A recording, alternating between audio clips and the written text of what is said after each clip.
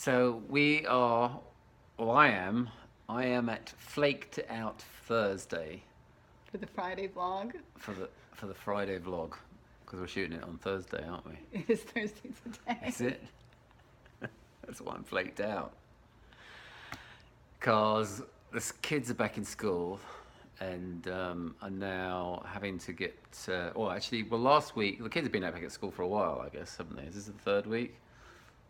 And Ashana was off sick last week, so I had a brief reprieve from having to get up at 6:30 a.m. Which for You most mean leaving the house at 6:30 a.m.? Well, I should get up at 6:25 You're kidding me.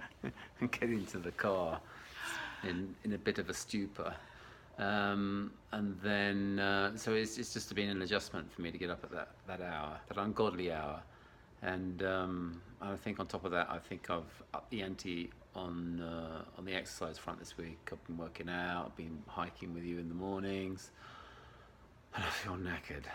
I think it's safe to say that's where I am at the moment. And one of the things that happens when you get tired is you get a little absent-minded. Yes, I have a tendency to become absent-minded when I'm tired. Like tagging yourself in a hotel on Facebook when you're supposed to be working. Yes, that probably would be an example of that. I still don't know how that happened. I wouldn't mind if it was a fancy hotel. Some seedy motel. Very dodgy. Well, and it's what I would say is it's interesting because that's certainly been something that's come up over the years, and in the past I have been had much more of a tendency to not take your absent-mindedness lightheartedly and to be critical of you. Would you agree? Yes, I would agree with that. Can I say something first? Okay. Well, it's kind of interesting how when I think when I get tired, then a consequence of that is I become absent-minded, as a rule. And then you in the past have been a little bit irritated by that, shall we say, in respect of my levels of absent-mindedness. And then I think because I'm tired, I'm less able to remain in a position of altitude when you're upset with my absent-mindedness. So I have a tendency to take it very personally. Yes. And then it all spirals down out of control from there. It's not a pretty sight when that happens. It has not been a pretty sight in the past.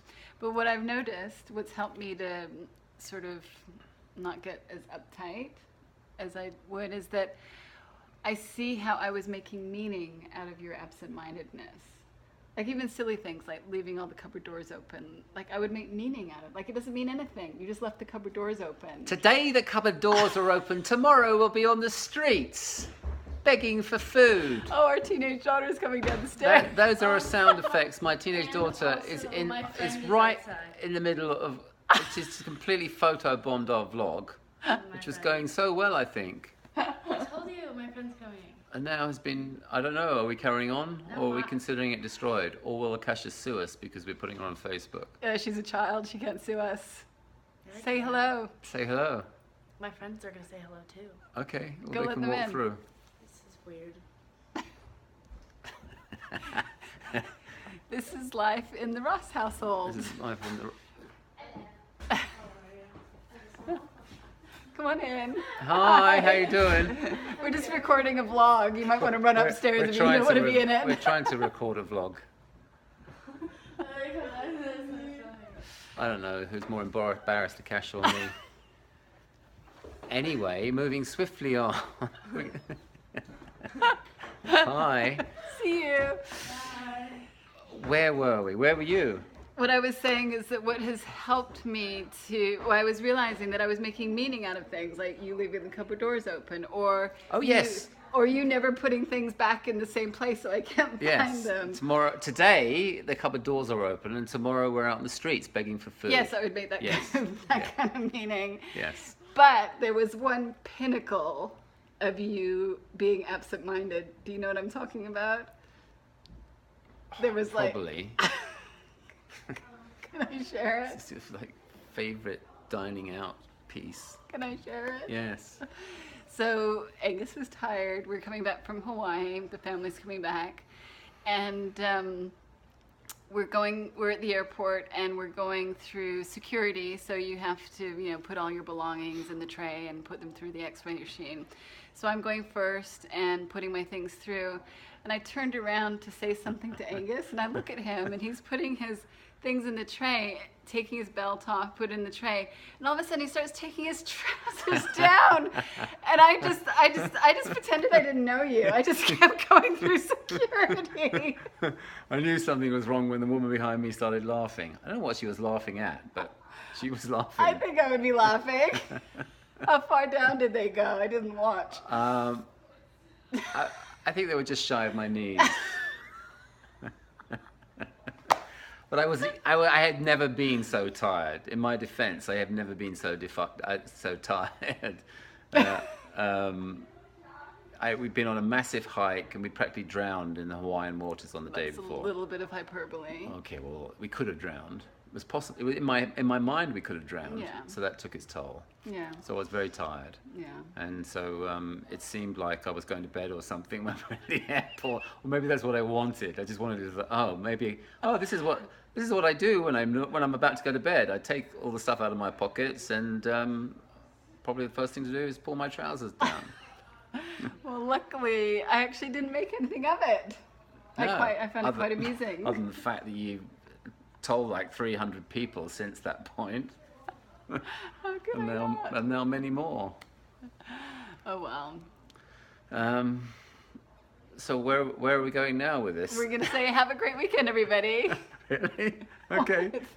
Why, do you have something else to say? No, I wonder I'm not allowed to say what's the teaching piece here. 'Cause I think he's a bit slow. Oh, that I'm a bit slow.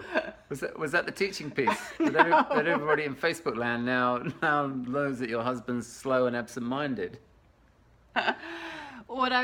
For me, the learning is to recognize that when I'm getting irritated with you, it's got nothing to do with what you're doing. It's to do with the story that I've got going on in my head. That's my learning. Do you have any learning? Yeah, my learning is actually that is to more often than not. Your learning is to keep your forward. pants on and to not check yourself in hotels when you tell me you're working. In that order. But no, that is to now, as much as possible, to be a little bit more conscious of my feeling state. So if I am feeling out of balance vis-a-vis my response to your criticism, if I'm feeling angry, out of sorts, just realize that this is maybe not now the point at which we can have a conversation or engage or just confirm to myself silently that I will settle, that this won't last, and I will come back to my equilibrium. And you'll like me again. And I'll like you again. At some point. At some point. Maybe though sometimes I'm not nice. Yeah, maybe not at that point. I could probably, best I could do is probably say to myself, well, this is just an illusion. I hate my wife at the moment, but I'm just making that up. And I don't need to take it seriously. And I'm going to try and tell less stories to myself that make me irritable toward you. Yes, and then also maybe get more sleep and go to bed earlier in the face of having to get up at 6:30 a.m. Well, at least you got your trousers on now. I do. Have a great weekend, everybody. Bye. Bye-bye.